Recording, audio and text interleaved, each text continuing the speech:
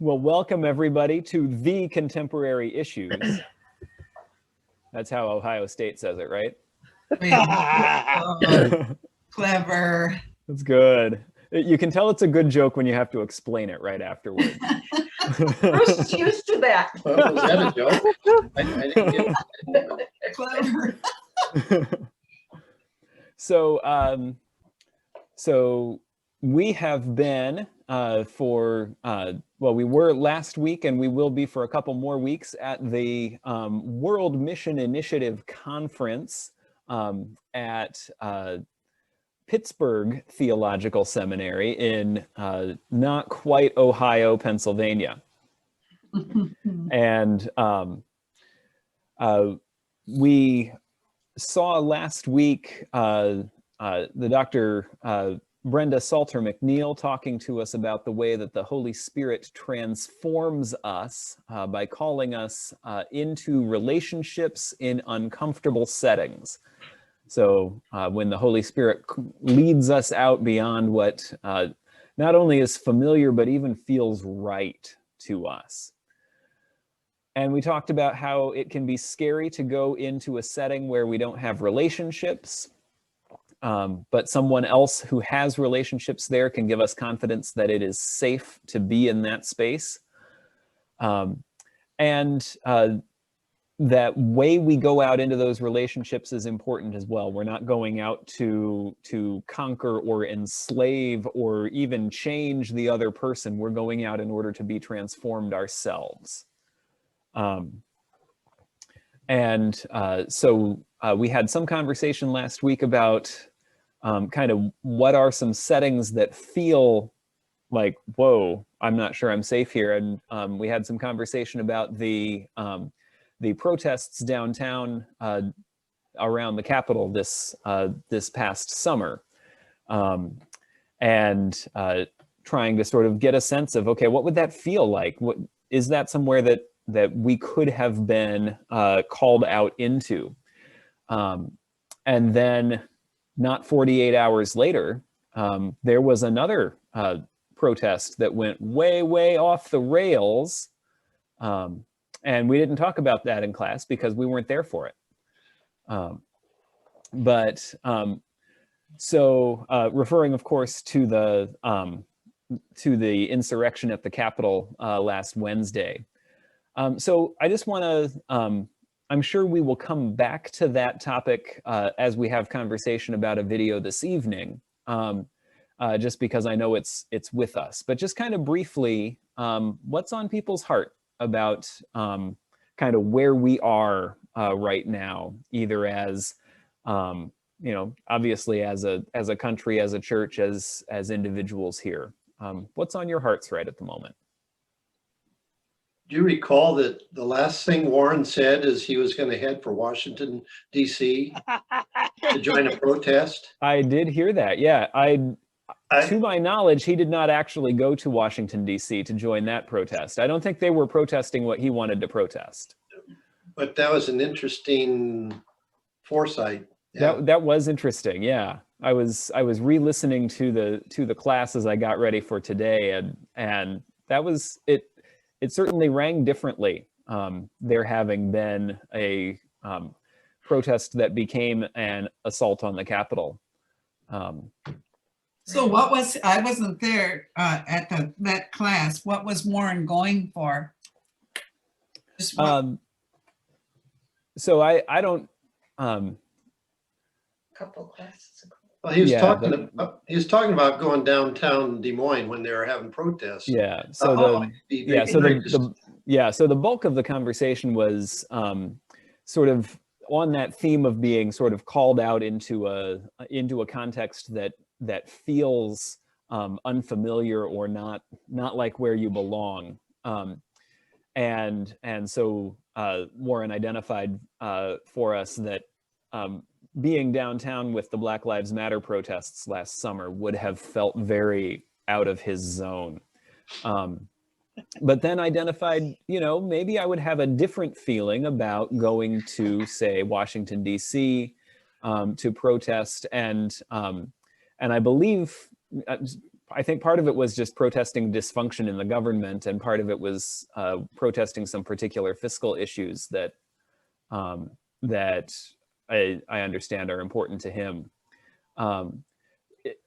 He did not say anything about going to protest the election that took place on November 3rd. So that was, but it was interesting to have heard that conversation. And then there was, in fact, obviously a protest in Washington, D.C.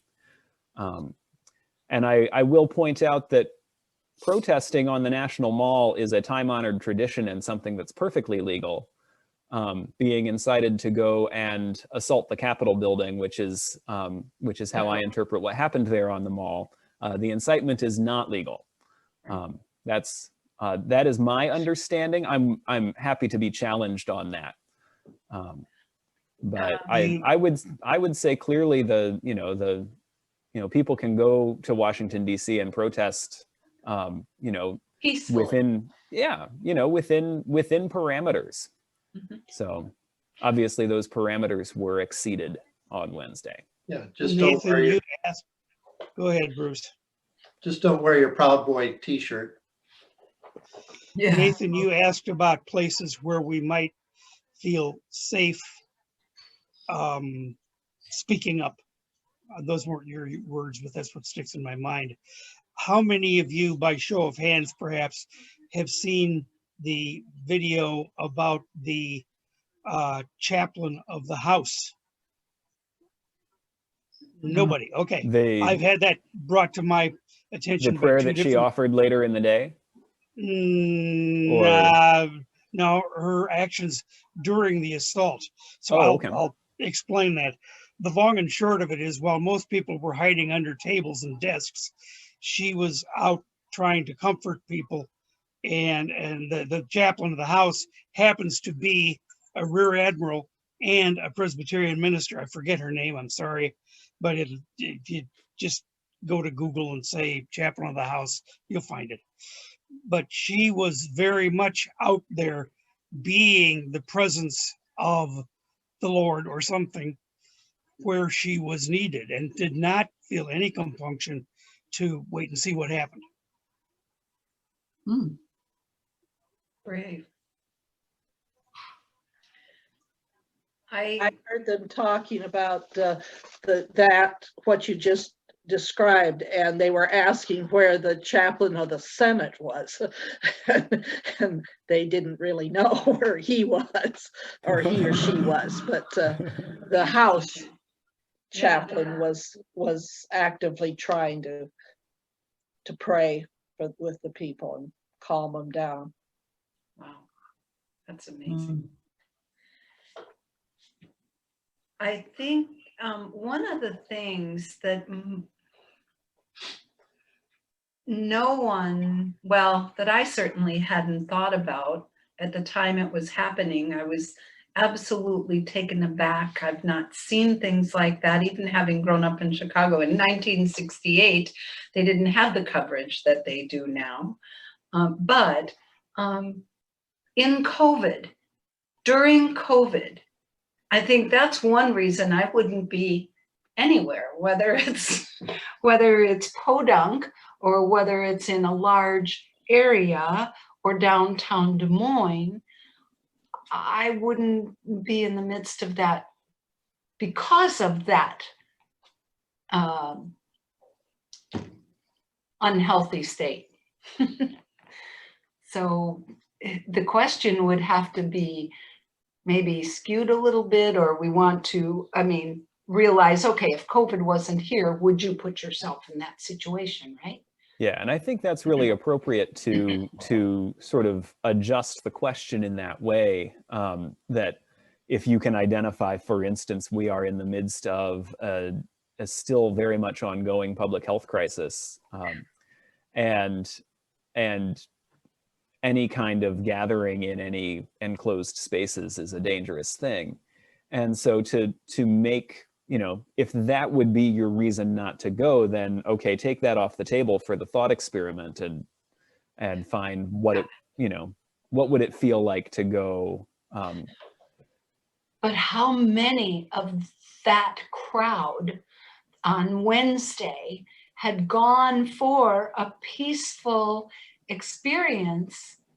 I'm hearing that, and to have it turn riotous, that would be. What I'm hearing on the news, you're being a very good soul, because they, at least from what I'm hearing, they are now finding that a lot of people were there with every intent of staging a coup, not just a peaceful protest. But watch the news and make your own decision.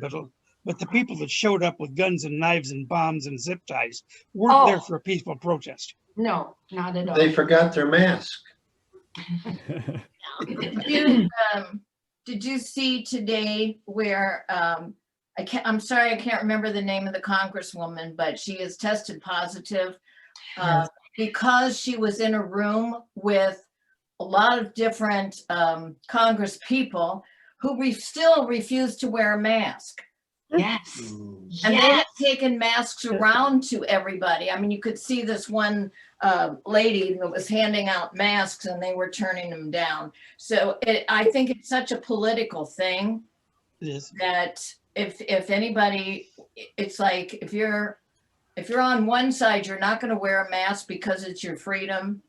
And if you're on the other side, you're going to wear a mask to protect people. It's still very ugly. Go ahead. Well, the only way that's gonna end is when everyone gets vaccinated. Then masks won't, eventually masks won't be necessary, but those people are never going to, I don't even know if they'll be vaccinated. I think there's going to be a lot of people next week that have COVID. There have been enough other ones that have shown up and said, oh my, this is real. I didn't think this was real. And they're one of the 3,000 or thousands of people that are coming down with COVID on a daily basis.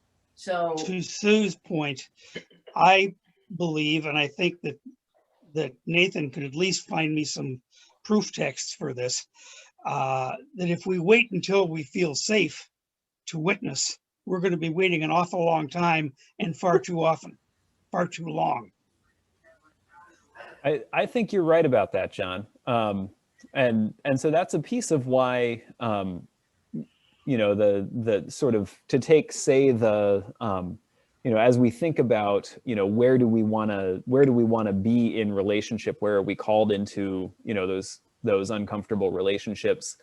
Being in an uncomfortable relationship because we're in the midst of a pandemic is one thing, but if we're thinking about where would I be called into an uncomfortable relationship, going into that uncomfortable space would be uncomfortable even without there being a pandemic going on.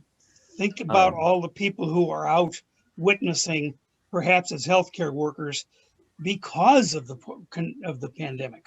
Right. Yeah, there have in fact been healthcare workers protesting the handling of the pandemic and the rhetoric about masks. I mean the nurses that are going in and holding the hands of dying people. Yes, that's the picture I have in my mind. Yeah, that is also certainly very much witness. Yeah. Okay, so we have identified and certainly we saw again last Wednesday kind of the level of the level of kind of just broken our sort of civil relationships are. And in particular, the World Mission Institute has been looking at the way that that sort of the church's relationships with the rest of the world are broken specifically along the lines that racism and white supremacy have drawn. And so we saw last week, we are called kind of across whatever line we had between ourselves and the rest of the world into those uncomfortable transformative relationships. That was the Reverend Dr. Brenda Salter McNeil speaking to us last week. She's going to be with us again this week.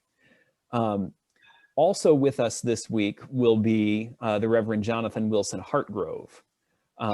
And he gave the first plenary lecture. So if you did the bonus watching prior to last week, you got to see that as well. He is a pastor and a historian. He talked about kind of the history of the way that white Christianity particularly in the United States, that's kind of the sphere that we're looking at, the way that white Christianity served over and over again to prop up white supremacy, to justify white supremacy, to make it clear, kind of make it the air that we all breathe, that that these racial inequalities, which are a social fact, not a biological fact, right? But the social fact of these racial inequalities is just the way it should be. Wilson Hartgrove described that as slaveholder religion. And he said that our religious traditions, and he's talking about effectively all the religious traditions in the United States, have been formed in these habits of slaveholder religion. So the ways that we organize our space, and the ways that we do mission, and the ways that we study the Bible, and the ways that we study our neighbors, all of these habits sort of reinforce white supremacy in ourselves, even though we didn't want to. Not one of us, I'll offer this to you. If it's untrue, just don't call me on it. Not one of us has consciously decided, I'd like to practice some religious habits of white supremacy. I'm just really sure that none of us have consciously decided that. But Jonathan Wilson Hartgrove says, we have all been brought up in what he calls slaveholder religion, that just reinforces that culture of white supremacy within the church, and so reinforces it in the way that we learned how to love Jesus. So just like the crowds asked John the Baptist yesterday, what then should we do? Or the title of this conversation actually was given as, where do we go from here? Which was also the title of a book by the Reverend Dr. Martin Luther King Jr. But this is going to be a conversation between Jonathan Wilson Hartgrove and Brenda Salter McNeil. And I've selected out a little portion of this. The full conversation is also available for you, but I've selected out several minutes from this. And so they talked about kind of, how they came to anti-racism work, how they came to understand how race affects, and how these cultures of white supremacy affect the way that the church operates. Dr. Brenda is African American. Jonathan Wilson Hartgrove is white, and so they both kind of narrated how they came to this work. Wilson Hartgrove mentioned, he said, we don't know how to separate white supremacy from the gospel because we learned them side by side. We don't know how to separate white supremacy from the gospel because we learned them side by side. So the way that we've been formed, again, has developed and discipled us into white supremacy. And again, the goal of this is also to work for reconciliation, or some speakers say there's no to go back to, there's only conciliation. So so they're talking about how do we do that, and there was a brief exchange where they were answering a question from some of the listeners. So this all took place in October. So they were answering a question. What do you say to somebody who looks at certain passages in Scripture and says, "Well, I'm called to charity, not to justice. So I'm going to go bandage the wounds and and feed the hungry, but I'll let somebody else worry about the systems that leave people wounded and hungry." And Jonathan Wilson Hartgrove said, and I bring this up just because this is a conversation that I know I've had in the church, and not only in this church. He said, actually, distinctions like that between charity and justice, those themselves are actually rooted in white supremacy, and that they're not rooted in the text of Scripture itself.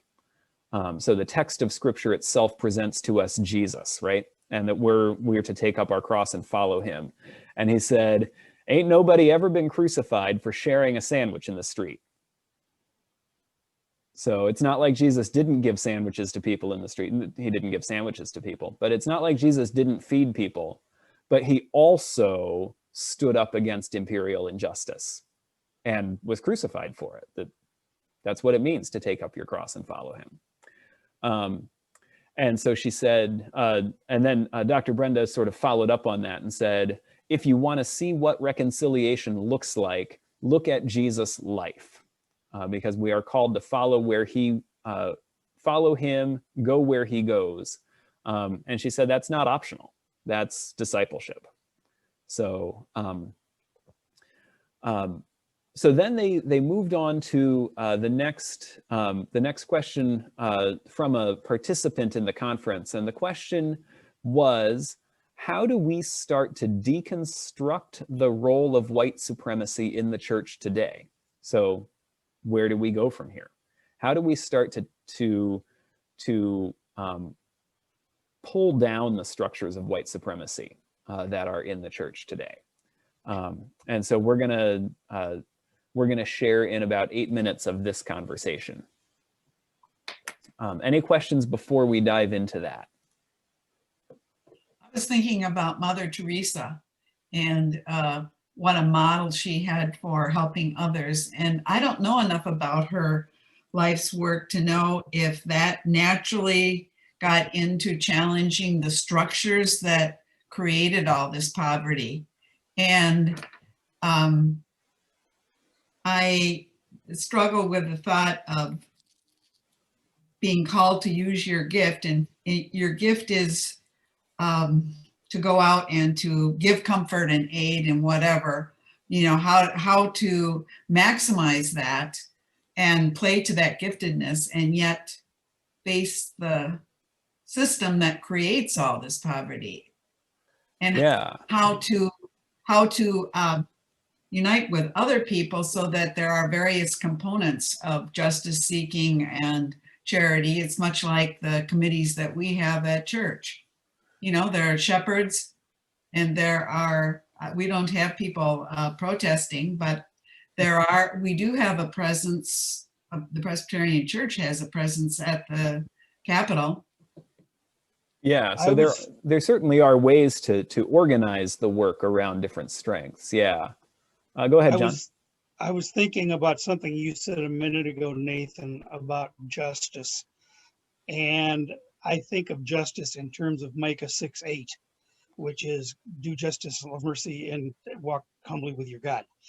And I think of justice not so much in terms of people who were nice and gave out sandwiches as people who went out and did something. I'm sure I could find a good Catholic to debate with, but I think most of the saints are people who went out and went boldly where no man, and I say that advisedly, had gone before, not people who handed out sandwiches. Yeah, I think Jonathan Wilson Hartgrove was right. Nobody gets crucified for handing out sandwiches. Although I have known people who did get arrested for handing out sandwiches, but that's because homelessness is criminalized. And so I have known at least of people in ministries to folks who don't have homes actually being arrested and fined because it was illegal to distribute food as a way of trying to get homeless people out of a city park. That would be a place where charity and justice are not different, right? But for the most part, yeah, we're talking about not just making it easier for people to be poor and hungry, but actually changing the way the world works so that people don't have to be poor and hungry. Marilyn, to your point about Mother Teresa, I am aware of some pretty stark criticisms of Mother Teresa, kind of specifically around that point, that she did not do enough to actually disrupt the systems that created such poverty. And you know, whether those criticisms are entirely fair, I don't know. But I know that there are always multiple ways to think about, you know, what was enough to do in a given situation. So it is complicated. Right. And that I think of the way we intentionally expose our youth group to different stages of poverty and injustice and whatever, hoping, I mean, that's how it starts. But I think as in this class, we need to be challenged to move beyond that. Right. But you got to start with your heart, I think, and feel and see the injustice, perhaps before you react to it. Yeah, and there's I'm gonna let us jump over here, but yeah, there's the need to spend enough time in relationship with the people who are actually suffering, so that you know what they actually want to have happen, rather than, well, I know what I would like to have happen, because I know what I would like to have happen can easily lead to, I made it illegal for the homeless people to be in the park downtown, and now I don't see them. The problem must be solved. As compared to, or, you know, there are other ways that we could get that wrong, as compared to actually what we need is, you know, a way for people to qualify for jobs. Not a jobs program, but perhaps something that allows people with felony records to more easily actually get hired for things that they're qualified for. So that's, you know, and now I'm meddling. But that's that sort of that distinction between charity and justice. All right. Whenever I set everybody up, then I have to readjust where things are. Okay. Can you see our 4 speakers on your screen now? Good work, everybody. So we have down here on the bottom left is the Reverend Dr. Brenda Salter McNeil. On the bottom right is the Reverend Jonathan Wilson Hartgrove. Those are our 2 main speakers. We have Shannon Garrett Heeden, who is our moderator, and then Michelle will be interpreting in ASL in real time. So those are your speakers, and again, who remembers the question?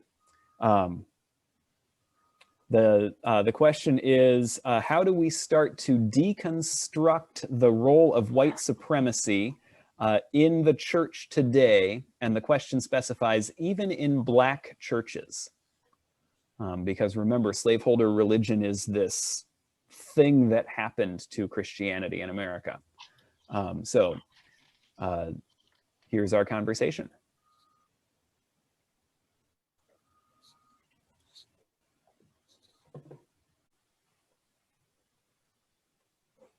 we have to shift the focus from, for African American churches and African American advocates, just trying to get white people to listen. White people need to listen, but that needs to quit being their job and start being our job.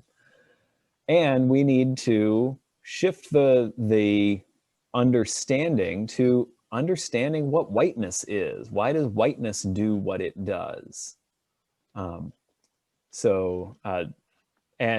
She recommended those resources. The first one she mentioned, Dear White Christians, which I actually have on the shelf right over there. And I keep trying to get to it, but people keep putting books in its way. But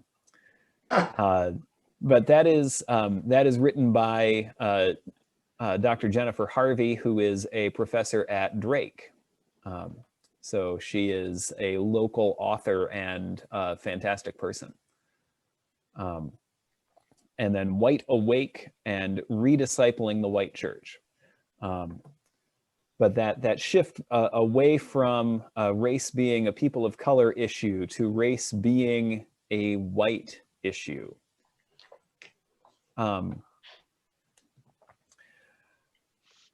So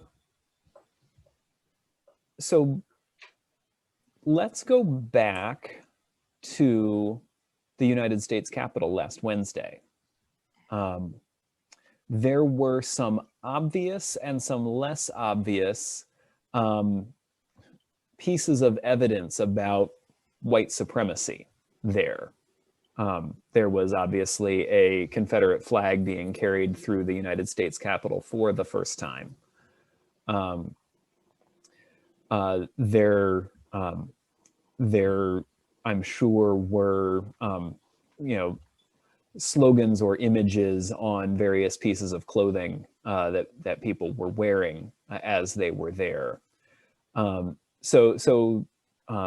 There's a big piece of the sort of the set of ideas and conspiracy theories and chips on people's shoulders that went into that event at the Capitol. Big pieces of that have to do with white supremacy. I have to name that because it's there. What I really want to ask is, where do you recognize the fingerprints of Christianity on those events? Where do you recognize the fingerprints of, Jonathan Wilson Hartgrove would call it slaveholder religion, to be specific about what flavor of Christianity we're talking about? Where do you recognize pieces of how the Christian faith has been used to legitimate and uphold these structures of white supremacy? Where did you see those on display? Using the insurrection at the Capitol as an example, it may not be the right example. So if you've got a different example that pops to mind, you can throw that out there too. Perhaps it's more than obvious that a lot of people who were there with whitest intentions came from a tradition, mostly in the South, I think, in which the church taught that slavery was not only foreordained, but right. And that, I assume, that was one of the major things in the way of the reconciliation between the Northern and Southern Presbyterian churches. But that was practically before I was born, and I haven't studied it. Yeah, it was actually, it was after you were born, but Well, probably closer to the time you were born than it is to today. much. So, so yeah, there was some really, some very explicit theological work done in, by the time of the Civil War, primarily Southern Christian churches. Prior to the early 19th century, slavery was much more widespread throughout the United States, and Northern churches were doing some of the really key theological work to to set up the ideas that said, you know, slavery is right and even divinely ordained. But yeah, so you've got some explicit theology that makes it clear, hey, we can find justification for this in the Bible. And then it took 130 years for the two branches of the Presbyterian Church to finally come back together in union. So yeah, there's some of that. I'm wondering if this is just too simple of an answer, asking about Wednesday's event, that I don't recall seeing any person of color in the crowd, unless maybe our news people didn't include them for some reason or another. I mean, that's a whole nother story. But is that kind of what you're looking for, Nathan? Or are there actual signs of Christianity on the posters, on the shirts, on whatever? So yeah, I would ask about specific signs of Christianity on the posters, on the shirts. The racial imbalance that you saw in the crowd, I think is very significant. I remember seeing a handful of people of color, and it's, you know, it was far enough away that it was, you know, the sort of very coarse, you know, sort of skin tone guesses. So I saw Black people in the background on the Capitol grounds. I don't remember seeing specifically Black people having entered the Capitol, which is a different, it's a different level in sort of the, you know, the level of what's illegal in that situation. But yeah, very few. It was see the flag? White crowd. Did you see the flag that said Jesus on it? No, I never did manage to see it, but I have heard kind about of an odd shape, a point, and one point was Jesus. And I'm trying to remember what the other word there, but there was one flag that had the word Jesus on it. So I don't know that was really a good point for Christianity, but well, no, I'm not asking what there was a good advertisement for Christianity. But yeah, that's one of the places where you'll see, that's a really good place to look for slaveholder religion, and, you know, guessing at what's on the other two points of that apparently 3-point pennant. But the way that sort of, you know, this is, let's call it white Christian nationalism, and I have to get the word nationalism in there because you end up bringing Jesus and America onto the same level, and often some other piece of sort of some cultural construct in there as well. But that's when you end up folding together, as they said. You know, we learned white supremacy and the gospel side by side, and so we have trouble disentangling them. And so it can become explicit, like, I'm going to guess that the other 2 points on that flag were not originally sort of religious ideas. yeah, I can't remember the other word, but Jesus was on one of one part of the flag, and of course, there were those shirts that were certainly anti-Semitic. I mean, that flag was black with white lettering, as I recall. Okay. Look at how many shirts and flags and signs says, "God bless America."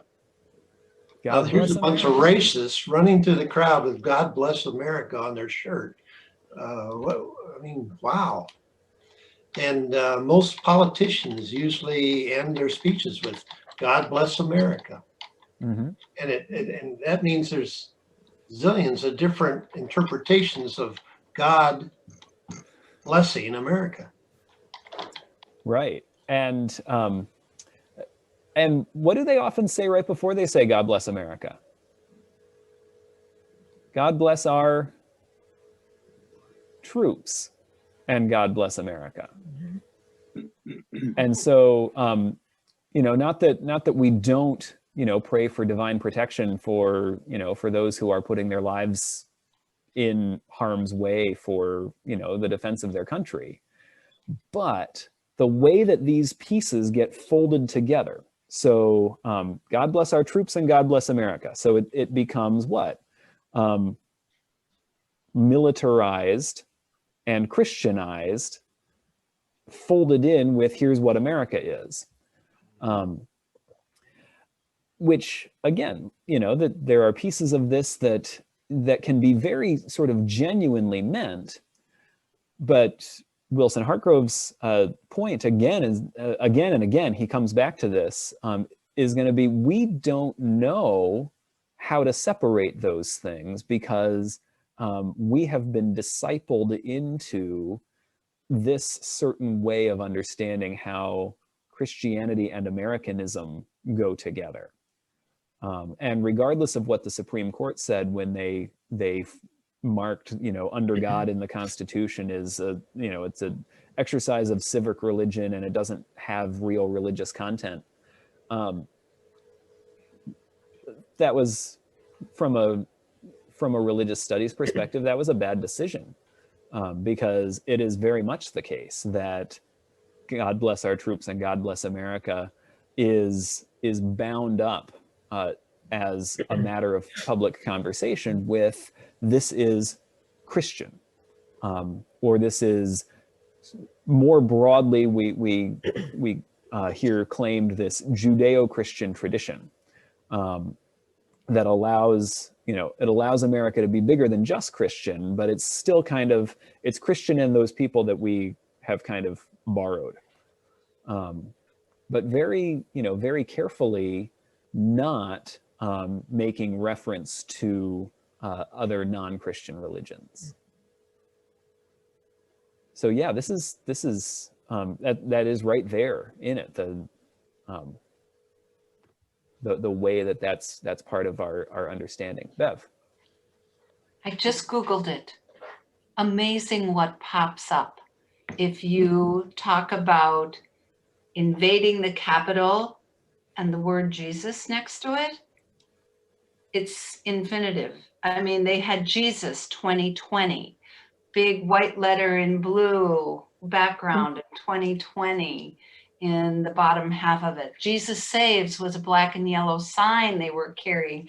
As I'm seeing these now on Google, it's like, oh my gosh, I never even. In God we trust. Yeah, black and white, huge sign. And it does bring up that there was so much in the history behind the Christian flag spotted at the pro-Trump rally. I mean, it's just, when you guys get time, I pulled it up because I was trying to look up Sue's reference to the flag. It's not just that, Sue, it's huge. So that was all I caught on the news. Good for you for even seeing that one. I mean, I've been watching quite a bit of it and haven't even pulled it. And it does talk about pastors responding to unbelievable events at the Capitol on Epiphany of 2021. Did anyone protest in Des Moines? I mean, some of the other cities in the country had protests that day. Yeah. Were there any? And there were the Register reported that there were 100 or so. Oh. Okay. Around the state capitol. But beware this week. Mm-hmm. Or on election day. On January 6th, on the day of inauguration. The 20th. On the 20th, yeah, there'll be, that there certainly have been plans for additional protests. There also have been plans for additional insurrections. And 17. The FBI Yeah. said today that there's going to be 50 different protests in each of the capitals of the states. And I asked my grandson if he's heard anything about being called up. He's in the National Guard in Iowa. And he said he hasn't heard anything yet, but it makes me a nervous wreck. I'm sure, yeah. Because it could be very real. We've had clashes at Black Lives Matter at the Capitol. So it wouldn't surprise me at all, especially with as much of the evangelical right that is here in the Middle West. And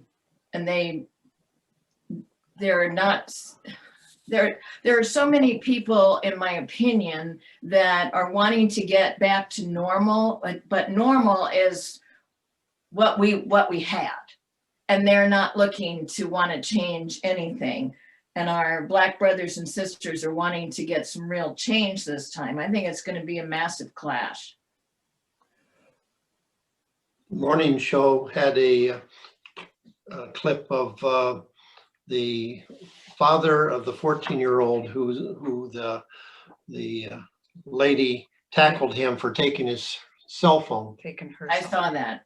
And he said, if that was a Black person taking a lady's cell phone, it would be a whole different story. It'd be a whole different punishment. There It would have been a whole different reaction of the Capitol Police too if the people protesting had been Black.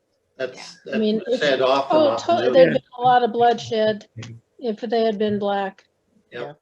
And I think why that is very likely. You saw the protection during the Black Lives Matter in July, where they had the whole National Guard in riot gear guarding the Lincoln Memorial, and Trump coming in with an upside down Bible, and some people are not thinking that's using tear gas. I know. Tear gas to clear the street. Well, there's some question as to why the Capitol Police refused help knowing this was going to happen. They were offered the National Guard. They were offered several different groups to help them, and they refused them.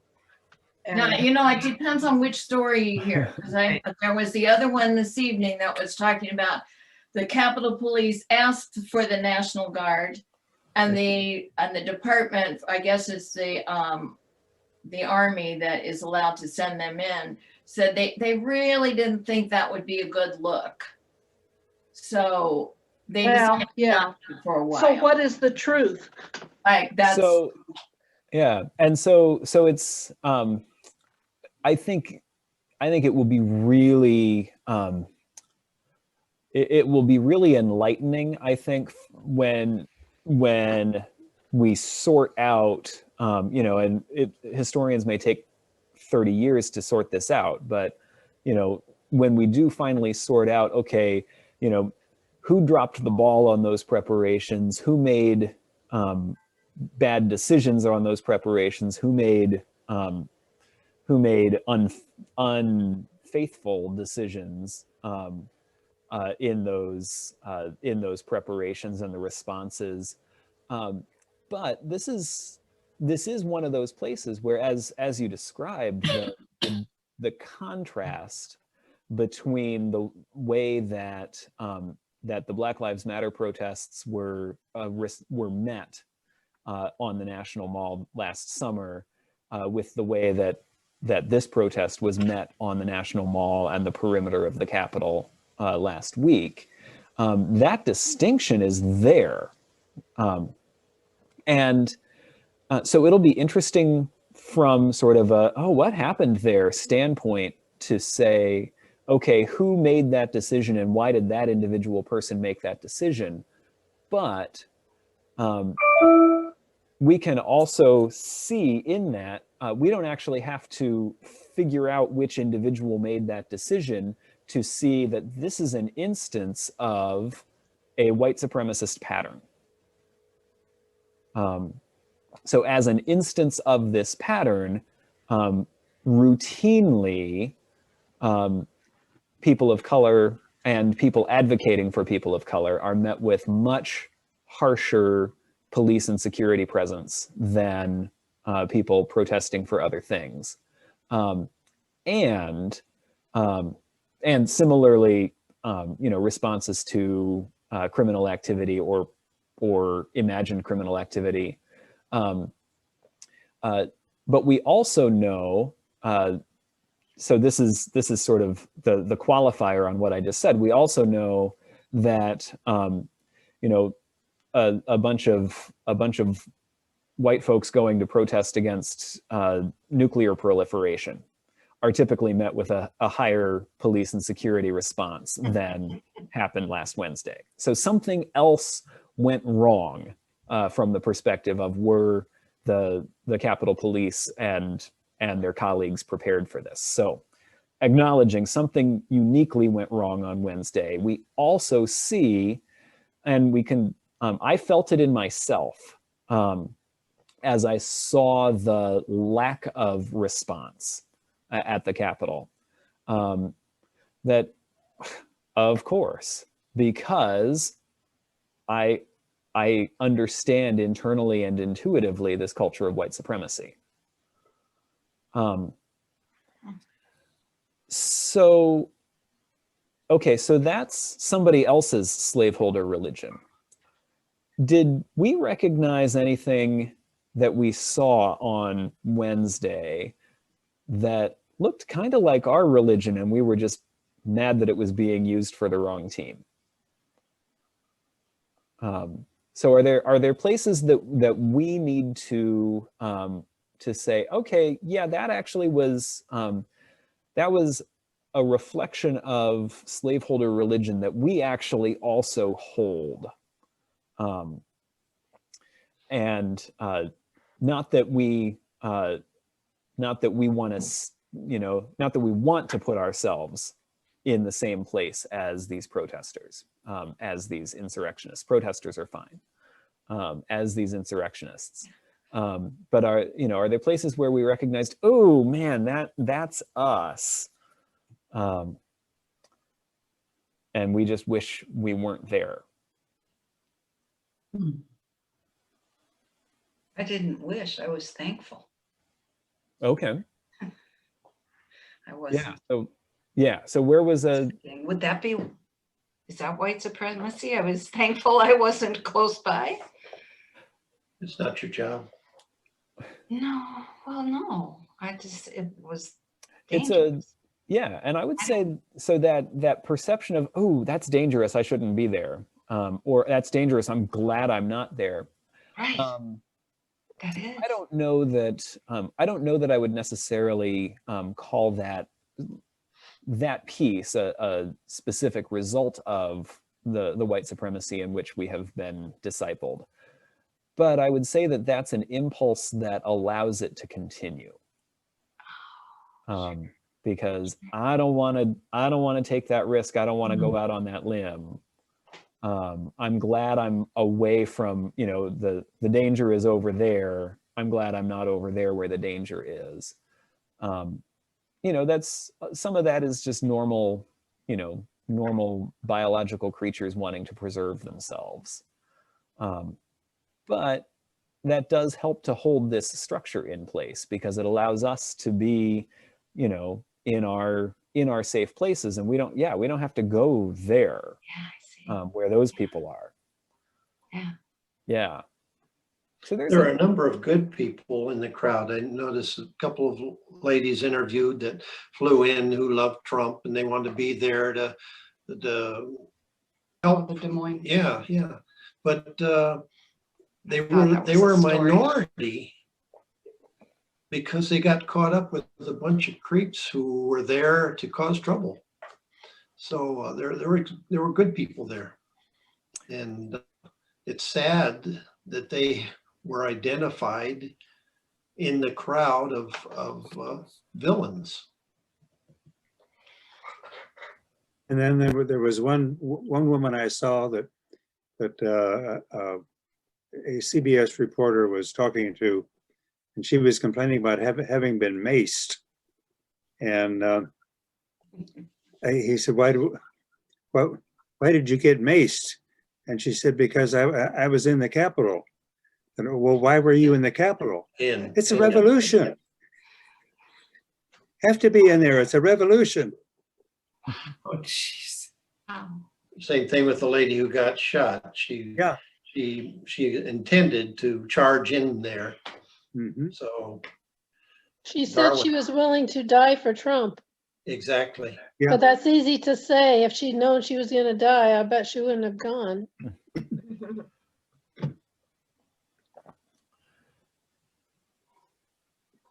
We're not coming up with your answers, Nathan.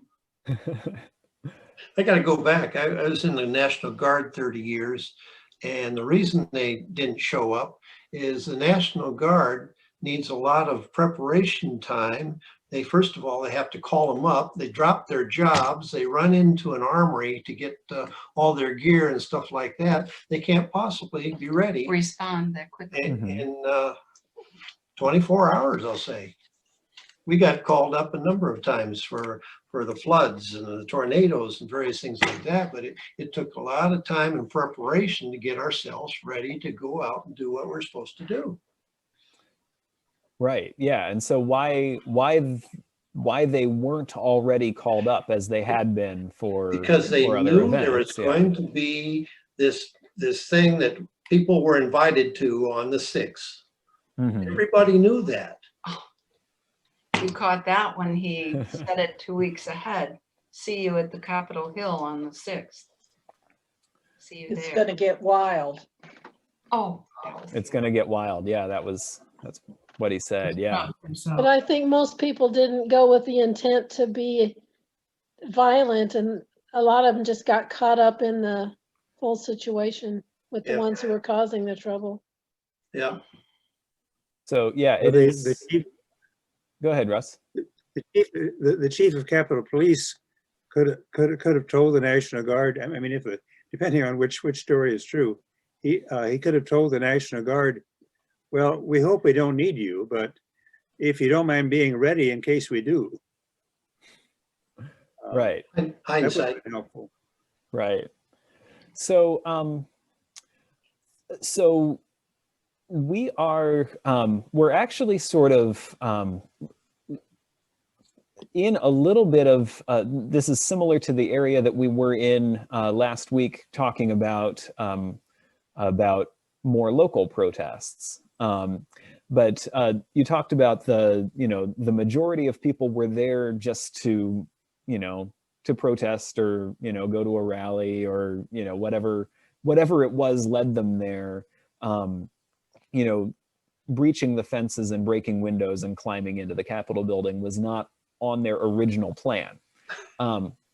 And let's just grant that, right? I don't know, proportionally, are we talking about most of the people, some of the people, a few of the people, whatever.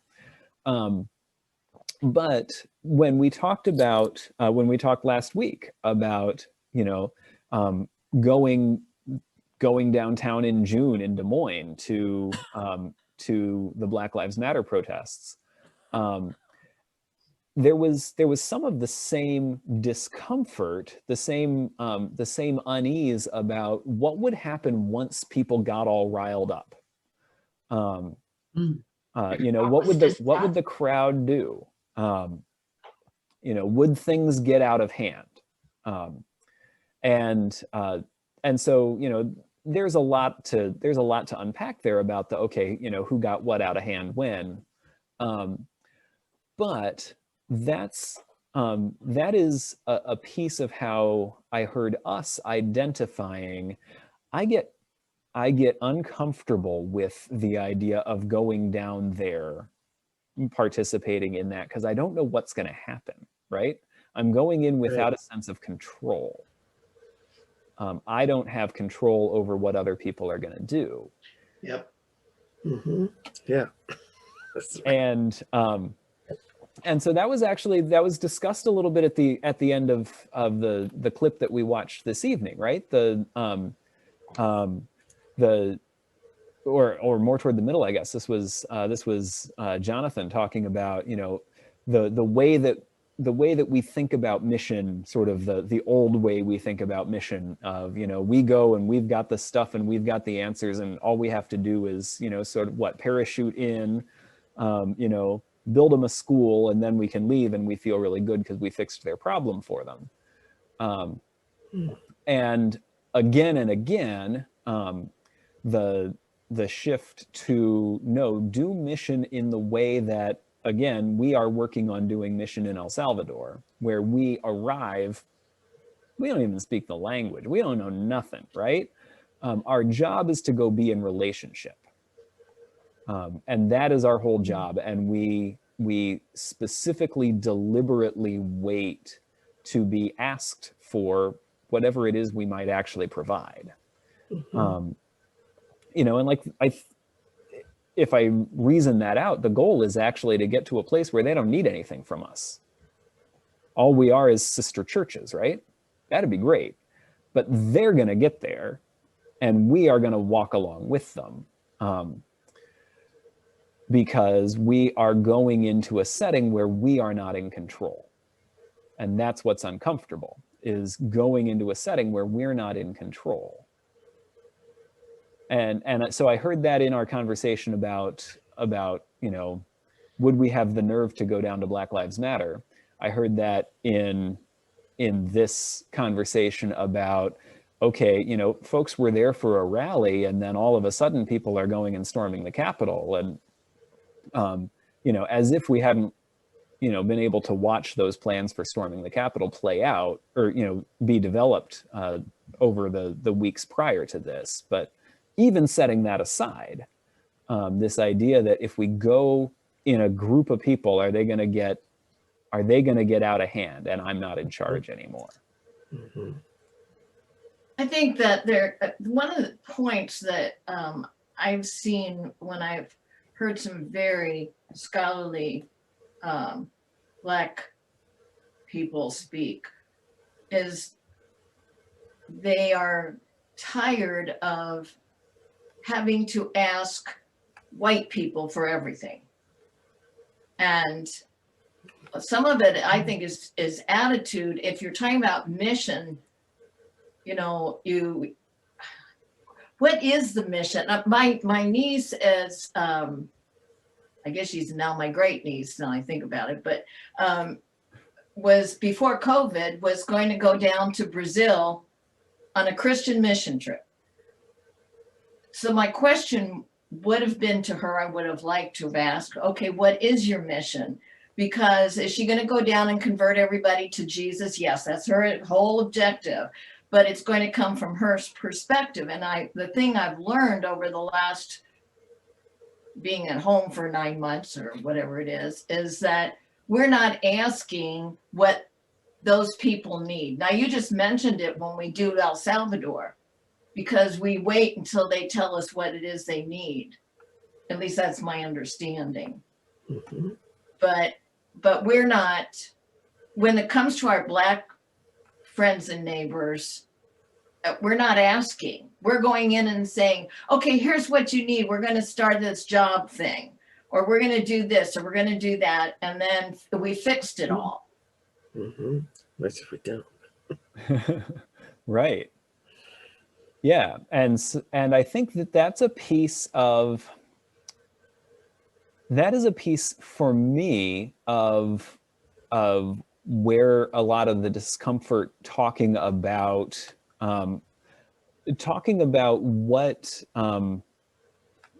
it would take to repair the racial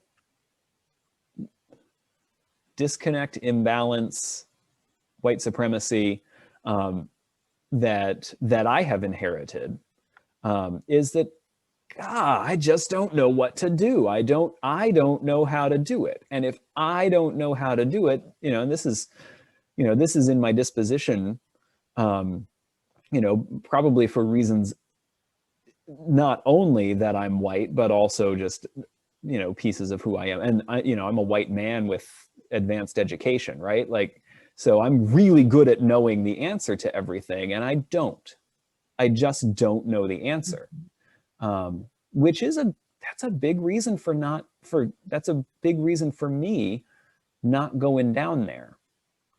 Put it aside, right? You just kind of move it a little bit. Yeah, Like my other priorities I can deal with, so I do that. Yeah, and like I don't want to jump in, you know, it's like they say, you know, don't jump into water you can't see the bottom of, right? You know, because water is very deceptive. That's right.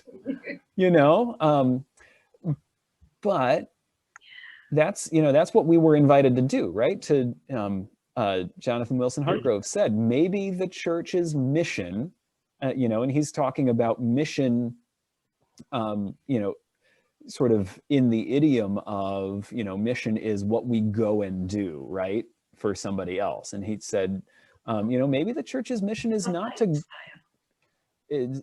to go build a school somewhere, you know, out of cinder blocks that aren't going to survive an earthquake. All kinds of problems with why we go build schools. You know, maybe mission is not to go build a school. Maybe mission is to get your body and take it down to the people right in your community who are hurting. And he pointed to where they might be, right? Now, there's more than one place people might be hurting. But, you know, go down to the Black Lives Matter rally or the Fight for 15, so raising the minimum wage rally, or the, you mentioned one other really specific one. And, you know, they wouldn't have to be politically on one or the other side of, you know, whatever imaginary lines we have drawn between us and them, you know, whichever us and whichever them we're talking about. But to take our bodies to the people that are hurting, because then we actually have to experience it. Is this not, I keep hearing, give them a fish, they eat for a day. Show them how to fish, and they have a lifetime, they live for a life. What if they already know how to fish and it's just that the pond is poisoned? You know, that's an interesting statement that you guys made, because I don't know if any of you have ever read Born a Crime. It's the book by Trevor Noah. Oh, that's terrible. It is by Trevor Noah? Yeah. Yes, from Trevor Noah. And what he says in that is exactly what Bev just said, except that he said, you guys forget to give us the fishing rod.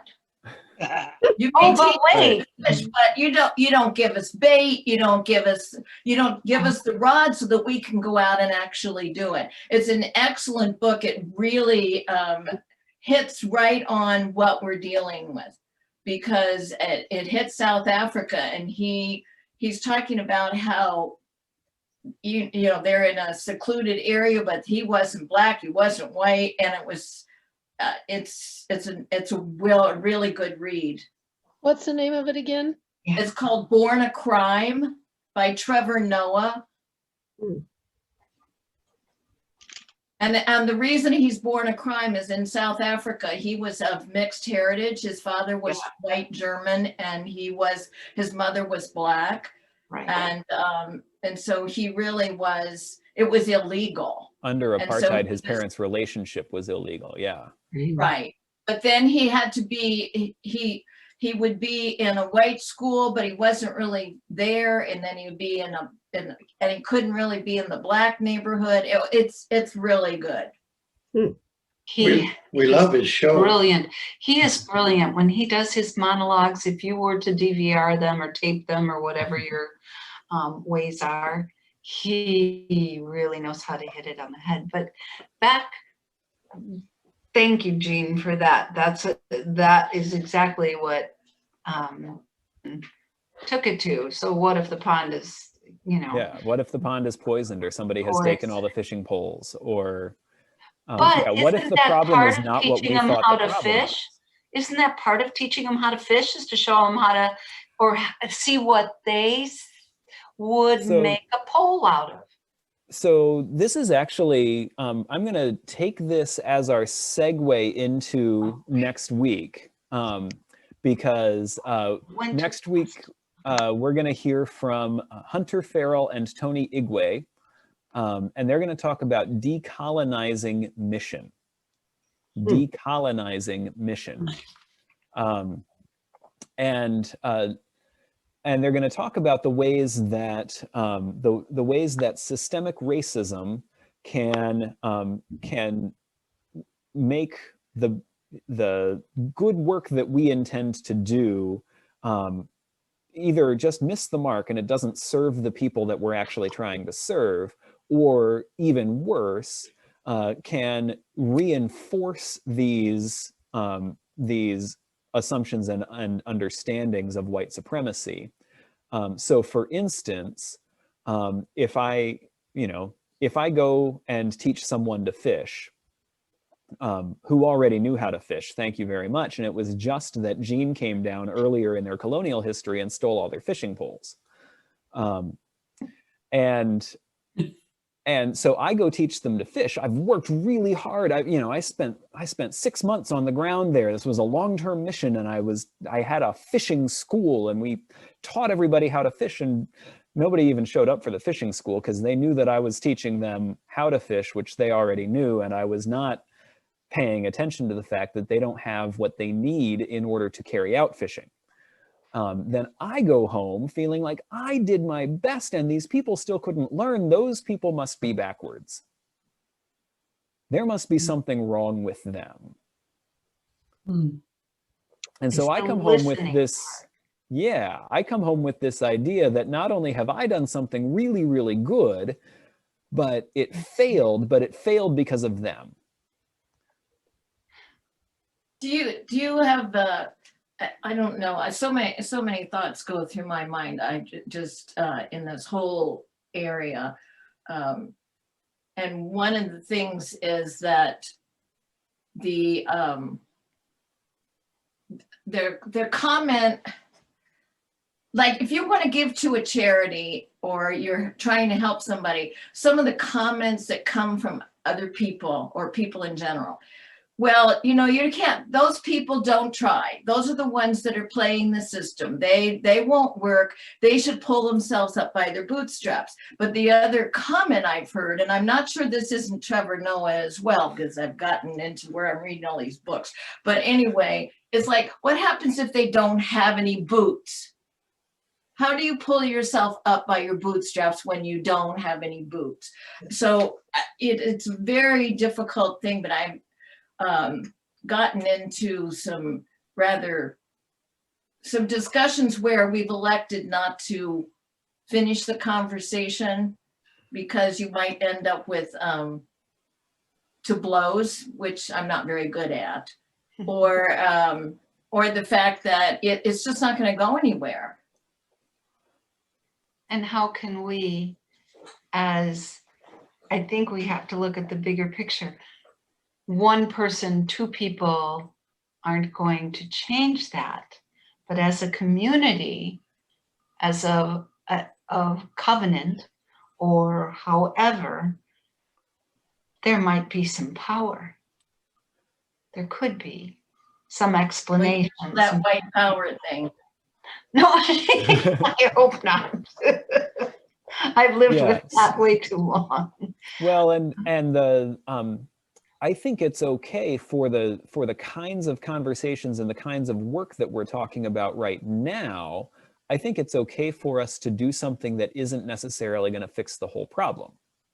Because again, my sense that I should fix the whole problem is part of the problem, right? Right. My sense that I'm the one who's got all the answers is part of the problem. And, take the teaching a man to fish metaphor. And now we're not going to South Africa and they don't have fishing poles. Now we're going to a certain neighborhood in our city and we've got a jobs training program, right? And we're going to give you all kinds of great job skills. And then we're going to wonder why that didn't work. And it turns out it didn't work because the people that we were giving all these job skills to have felony convictions, and employers can easily filter out people with any kind of background because they can make you check a box on a form. And so the employer lowers their risk by just excluding you from the hiring pool, and the problem never gets better. We worked really hard, there must be something wrong with them. Or do we take our bodies in there without presuming that we have the answer, and spend enough time in the discomfort of not knowing, spend enough time in the discomfort of not having the answer? So I'm pretty sure that is where Hunter and Tony are going to take us next week, is into the discomfort of not having the answer. And Do they want answers? Do they want, no, that's the wrong thing to say. I meant, do they want visitors? They're be inquiring. That's a really good question. And there is, when we talk about white anti-racism in the United States, so white people trying to actually change the racist dynamics in the country, the question of why should we be invited to that is a really big question. And why should someone want us to come visit? Why should someone trust that we will come visit in a respectful, responsible way? Listen for some possible answers within the conversation next week. And I think that's a really good question. Why would they even want us to come visit? I think is a really good question to take into this.